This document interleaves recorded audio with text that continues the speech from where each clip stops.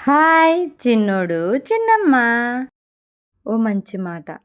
మనం ఎవరికైనా హెల్ప్ చేసామంటే దేవుడు ఏదో ఒక రూపంలో మనకు అవసరమైనప్పుడు మనకి సహాయం చేసే వాళ్ళని చూపిస్తాడు. ఎందుకంటే ఒక చిన్న కథ చెప్తాను. భార్యాభర్తలిద్దరూ పెళ్ళికని నైటు ప్రయాణం చేస్తున్నారు.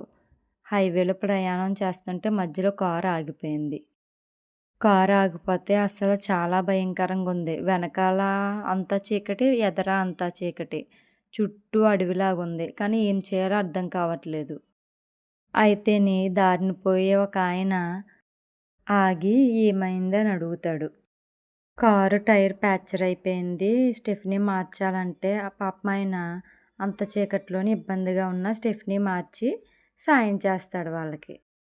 సాయం చేస్తేనే వాళ్ళు డబ్బులిస్తారు. తీసుకోండి మాకు సహాయం చేశారు కదని. నాకు ఏ డబ్బులు వద్దండి అని చెప్పేసి వెళ్ళిపోతాడు.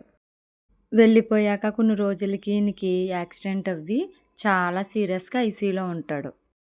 ఉంటే వీళ్ళు లేనోళ్ళు అస్సలు ఒక్క రూపాయి కూడా ఖర్చు పెట్టుకోలేరు. ఇద్దరు డాక్టర్లున్నారు. వాళ్ళు స్పెషలిస్టులు దీనికి ట్రీట్మెంట్‌కి అని చెప్తారు డాక్టర్లు. వాళ్ళ ఇంట్లో వాళ్ళతో. అప్పుడు ఆ పేషెంట్‌ని చూడ్డానికి ఆ ఇద్దరు డాక్టర్లు వచ్చి చూస్తే మొన్న కారు ఆగిపోతే సహాయం చేశాడు కదండీ! ఆయనే ఈయన. అప్పుడు ఆ డాక్టర్లిద్దరూని ఈయన చూడగానే ఇమ్మీడియేట్‌గా ఐసీయూలోకి తీసుకువెళ్ళండని ఆయనకి ట్రీట్మెంటు చేయడం మొదలుపెట్టారు.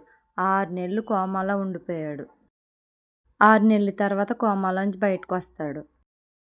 అప్పుడు వాళ్ళ ఇంట్లో వాళ్ళు ఇలా అని చెప్తారన్నమాట.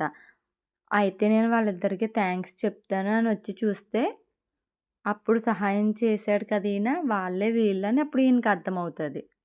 అప్పుడు తినేమంటాడంటే, "నేను ఇంత డబ్బు మీకు ఒక్కసారే ఇవ్వలేను డాక్టర్ గారు. కొంచెం కొంచెం తీరుస్తాను" అని చెప్తాడు. చెప్తే డాక్టర్లిద్దరూ ఏమంటారంటే, "అప్పుడు నువ్వు చేసిన సహాయానికి నువ్వు డబ్బులు తీసుకున్నావా? లేదు. ఇప్పుడు మేమెలా తీసుకుంటాము? మేము నీకు సహాయమే చేశాము" అని ఆ డాక్టర్లిద్దరూ చెప్పగానే తను చాలా సంతోషపడి కృతజ్ఞతలు చెప్తాడు. చూసారా? ఇందులో మనం ఎప్పుడైనా ఎవరికైనా చిన్న సహాయం చేయడానికి వెనకడుగేసామనుకోండి, మనం చెయ్యగలిగుండి కూడా మనకి అవసరమైనప్పుడు అది మనకి ఎంత చిన్న సహాయమైనా సరే ఎవ్వరూ సహాయపడరండి. మనం ఎవరికైనా మంచి చేస్తే మంచే తిరిగొస్తది. ఎవరికైనా చెడు చేస్తే చెడే వస్తది. ఎందుకంటే ఇది కలియుగం కదా! ఇంకా మనం ఏదైనా మంచి మాట్లాడామనుకోండి, మనకి మంచి మాటలే వినిపిస్తాయి. అస్తమాను చెడు మాటలు మాట్లాడామనుకోండి, ఆ చెడు మాటలే మనకి వినిపిస్తాయి. ఆ రోజు ఆ పెద్దాయన అతనికొచ్చిన పని చేసి వాళ్ళని సురక్షితంగా ఇంటికి పంపాడు. అప్పుడు ఆళ్ళెంత ఆనందపడ్డారో, ఇంత చీకట్లోంచి మమ్మల్ని కాపాడాడు, దేవుడితో సమానంగా అతన్ని భావించుకున్నారు. ఆ సహాయమే ఈయనకి అవసరమైనప్పుడు ఎంత గొడుగై కాసిందో చూశారు కదూ! సహాయం పెద్దదా, చిన్నదా అనేది పక్కన పెడితే, మనకు తోచింది, మనం చెయ్యగలిగింది చెయ్యొచ్చండి. తప్పేం కాదది.